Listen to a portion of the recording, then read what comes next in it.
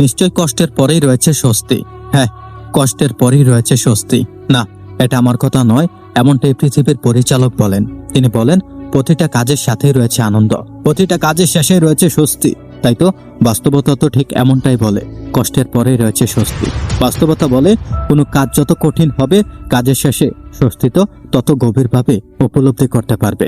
তাই তো এই পৃথিবীর পরিচালক বলেন যে কষ্টের পরেই রয়েছে স্বস্তি। হ্যাঁ, কষ্টের পরেই রয়েছে স্বস্তি। তোমাকে একটা কথা বলে শোনো, এটাই আমাদের জীবন। হ্যাঁ, এটাই আমাদের জীবন। এই সমস্ত কিছু নিয়েই আমাদের জীবন। দুঃখ থাকবে, কষ্ট থাকবে, হতাশা থাকবে, মন খারাপ থাকবে, সমস্ত কিছু থাকবে। এই সমস্ত কিছু নিয়েই তো আমাদের জীবন। কিন্তু মনে রেখো, প্রতিটা দুঃখের পরে রয়েছে স্বস্তি, প্রতিটা কষ্টের পরে রয়েছে স্বস্তি। তাই তো হতাশ হওয়ার কিছু নেই, দুঃখ পাওয়ার কিছু নেই, মন খারাপ করার কিছু নেই। শুধু মনে রেখো, আজকের দিনটা হয়তোবা কঠিন, কালকের দিনটা হয়তোবা আরো বেশি কঠিন হবে, কিন্তু আমি আশাবাদী যে আগামী পরশু আমার অবশ্যই ভালো যাবে। সেদিন বেশি দূরে নয় যেদিন তুমি হাসবে।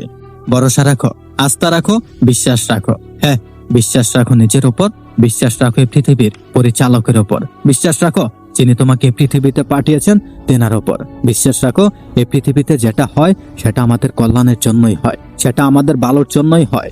দুঃখ নিও না, কষ্ট নিও না, মন খারাপ করো না। সমস্ত কিছু তোমার মনের মতোই হবে। হ্যাঁ, নিশ্চয়ই মনের মতো হবে। নিশ্চয়ই একটা দিন আসবে যে দিনটা শুধুই তোমার হবে। আর তার জন্য একটু প্রয়োজন ধৈর্যের। শরীরে শক্তি আর ক্ষমতা আছে বলে সব জায়গায় প্রয়োগ করতে যেও না। না, শরীরে শক্তি আর ক্ষমতা আছে বলেই সব জায়গায় প্রয়োগ করতে যাবেন না।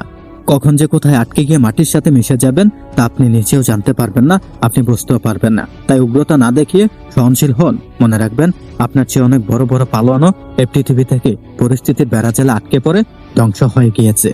লোকের কথায় কি আসে যায়? আরে, লোকের কথায় কি আসে যায়? কেউ যদি আপনাকে সন্দেহ করে তাহলে কষ্ট পাবেন না, দুঃখ পাবেন না, মন খারাপ করবেন না।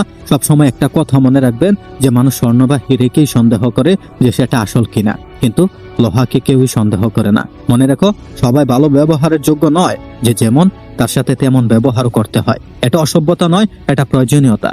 খুব তাড়াতাড়ি কাউকে বিশ্বাস করতে যেও না। না, খুব তাড়াতাড়ি কাউকে বিশ্বাস করতে যেও না। মনে রেখো, মানুষ বিশ্বাসের মর্যাদা দিতে জানে না। জীবনে এমন কিছু প্রশ্ন থাকে যার উত্তর কখনোই মিলে না, কিছু ভুল থাকে যা কখনোই শুধরানো যায় না, আর কিছু কষ্ট থাকে যা কখনোই কাউকে বলা যায় না। মানুষ যখন নিজের বিপদে পড়ে তখনই বুঝতে পারে যে পৃথিবীটা কতটা কঠিন আর আপন মানুষ কতটা নিষ্ঠুর।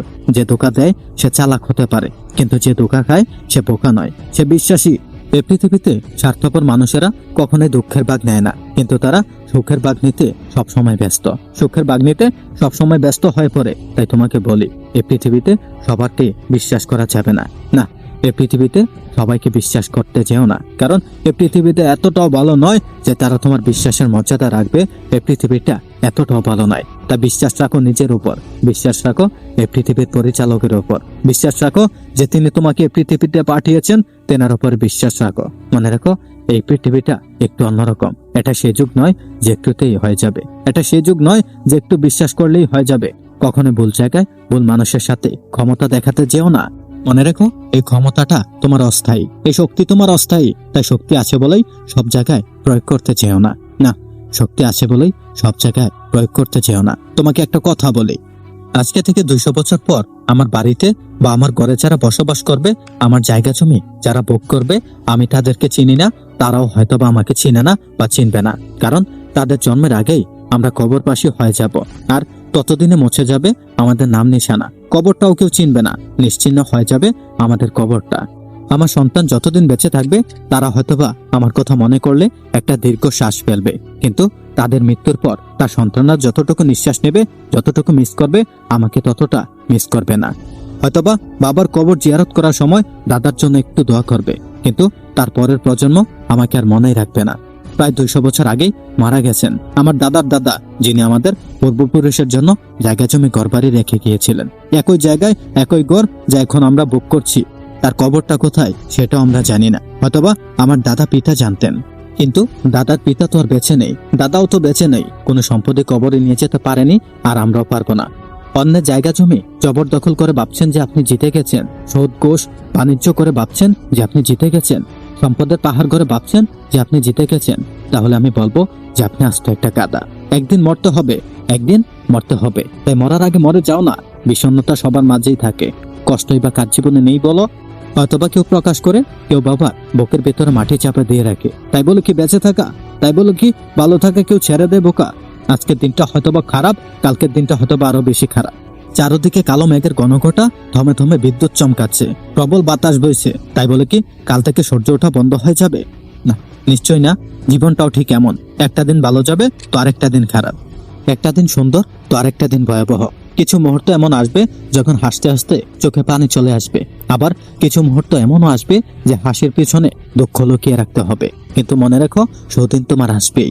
হ্যাঁ, সুদিন তোমার আসবেই। যে চোখে আজকে পানিতে টইটুম্বুর করছে, সেই চোখে একদিন খুশিতে চিকচিক করবে। অপেক্ষা শুধু সময়ের। হ্যাঁ, অপেক্ষা শুধু সময়ের। জীবনের রং যেন সবসময় বদলাতেই ব্যস্ত। আকাশের দিকে দেখো, কখনোই একরকম পাবে না। প্রকৃতির নিয়মে প্রকৃতি নিজেও প্রতিক্ষণে পরিবর্তন হয়েই চলেছে। তেমনি চারপাশের মানুষেরাও স্বার্থের টানে, স্বার্থের নিয়মে অথবা পরিস্থিতির নিয়মে পরিবর্তন হয়ে চলেছে।